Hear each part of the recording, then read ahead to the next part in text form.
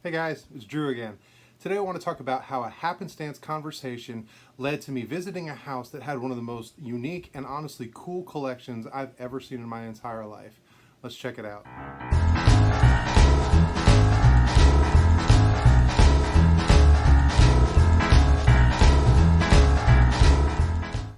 So this story happened, I don't know, probably about 12 years ago or so.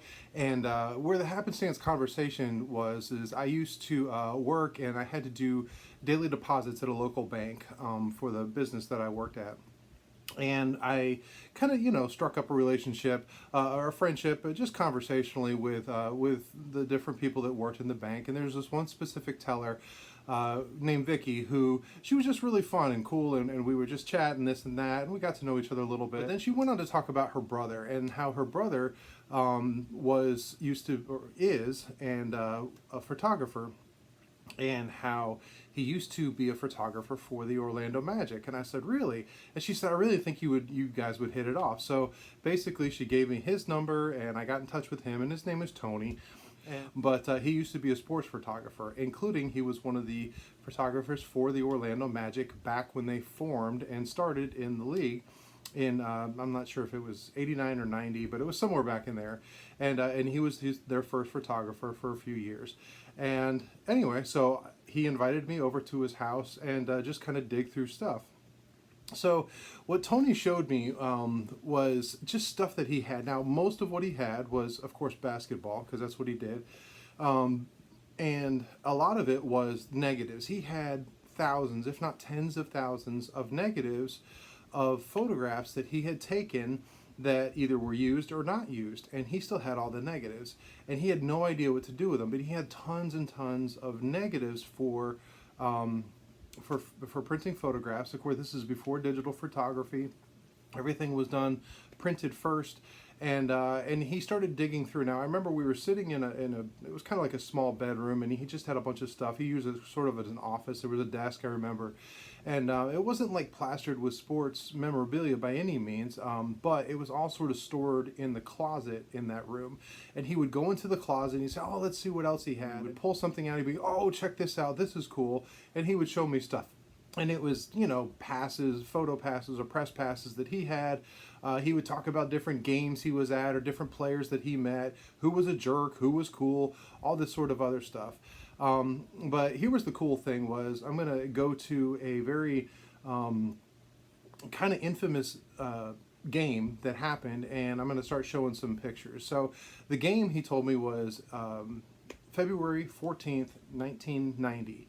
And it was the first time that the Chicago Bulls and the great Michael Jordan were coming to town. Well, a little before game time, word got out. Nobody had seen Jordan since the morning shoot-around. And there was all this hubbub going on about what was going on. Like, is he going to play and not play or whatever? Well, lo and behold, game time comes. And what happened is Jordan comes out, and but he's not wearing his number 23. He's wearing number 12. And as the story developed over the next day and few days, and now historically, someone had stolen Michael Jordan jersey out of the locker room, and they could not find it. They searched people, they searched bags, they searched everything. Tony said his bag was searched with all his equipment and stuff. And it was this big panic. It was a big, big deal, and it was a huge problem for the Magic and their personnel, because obviously somebody had done this. So Jordan wasn't happy, and because he had never played without the number 23 up to that point. But Tony, remember, was a photographer, and his perch was right underneath the basket. When you watch a basketball game and you see a couple of photographers underneath the hoop, that's where he sat and he took pictures. So I'm just showing a couple of pictures that were taken during that game. And I'm not sure exactly if Tony took all of these, but I know he took at least some of these. So he's telling me about this kind of stuff. And what he told me was, he told me that there was one picture he was hoping, because he knew this was an event, there was one picture he was hoping for, sort of the money shot. And he took, he was waiting for it, and he was taking tons of pictures every time the Bulls came down the court to be able to get Jordan doing something different. And he said he took one picture, and Jordan went up for a jump shot, and he said at the time 4 Magic were guarding him, and all 4 jumped up, and Jordan just elevated above them. He was shoulders above their hands, taking the shot with his tongue out, number 12 visible, took the shot. And again, remember, this is before digital photography, so he couldn't check his camera right away. And he said he turned to his assistant and he said, if I got that shot, that's going to be the shot. And so he couldn't wait to find out what happened. So he got the proof developed, and sure enough, it was a beautiful shot. And he decided to keep this one. And what he did was he took that negative and he made 5 prints on 16 by 20 piece, so rather large poster size photograph. And he only had 5 of them. And he went to the owner of the Magic and he said, look, now he didn't have access to all the players, especially visiting players like a lot of people would. But he went to the owner of the Magic, who he was kind of friends with, and he said, look, I've got these prints, 5 of them. If you can get Michael Jordan to sign these, I will give you one for your office, because of it became this big, publicity deal or whatever. And so he gave him the 5 prints, and he was really hoping or whatever. And a little while later, sure enough, the owner calls Tony in and he says, hey, I've got Jordan to sign these. So the owner kept one and I guess framed it and had it up in his office way back then. And then Tony got the other 4. And he gave one of them to his assistant, and he gave another one to, I can't remember, somebody else, but he still had 2 of them, and he had one professionally matted and framed, and it was actually in the room that we were at, and it's this beautiful big Michael Jordan signature right across the perfect spot, and it was just gorgeous. And he said, and I have another one, and he pulled it out, and it was in a tube rolled up, and sure enough he rolled it out, and he's like, someday I want to sell this. I don't know if he ever did. So that was just a really, really cool thing. But that, believe it or not, was not the coolest thing that he pulled out. He's going through and he's in the closet, it's like a walk-in closet, and he's digging through and there's boxes of stuff or whatever. And he said, oh, I totally forgot about this.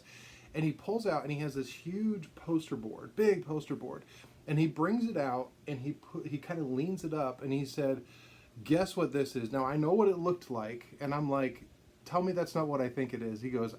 He said, so Upper Deck, the company Upper Deck, started producing, as you guys know, baseball cards in 1989. Well, they didn't get the licensing and stuff for other sports for a few years. And 1992 was the very first year that they produced basketball cards.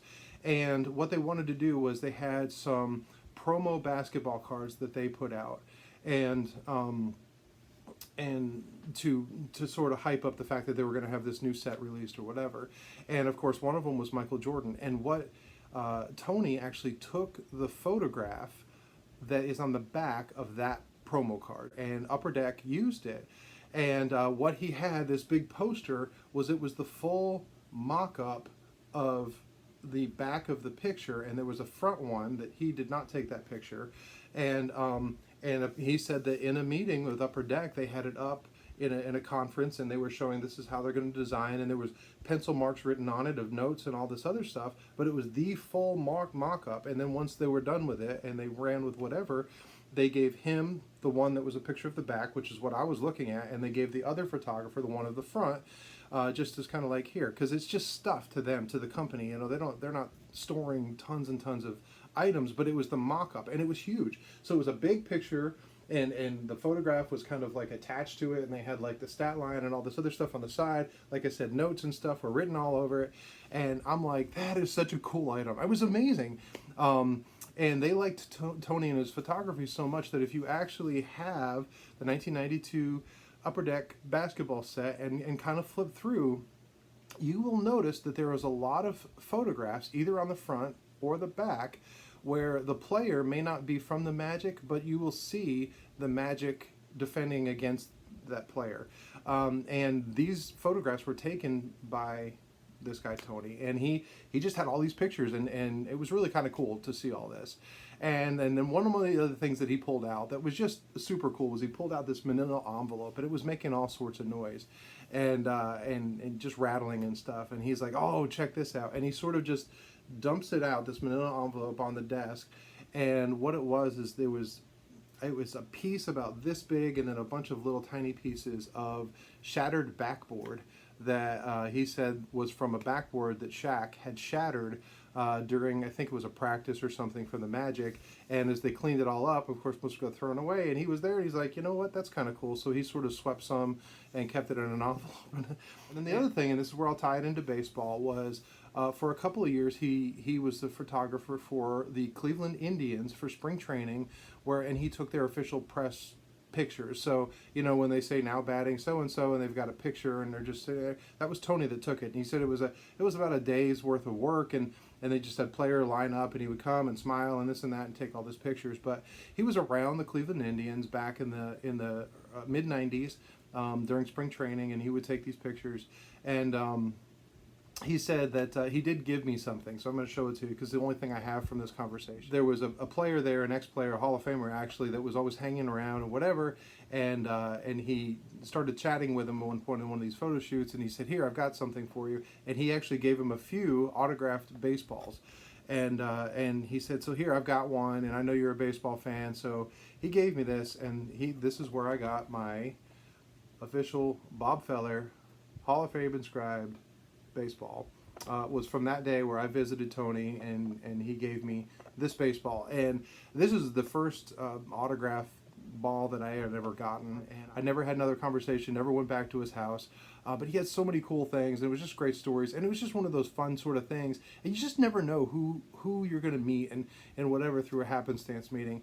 So I thought I'd share that with you. I hope you guys enjoyed it, and until next time, you guys be good.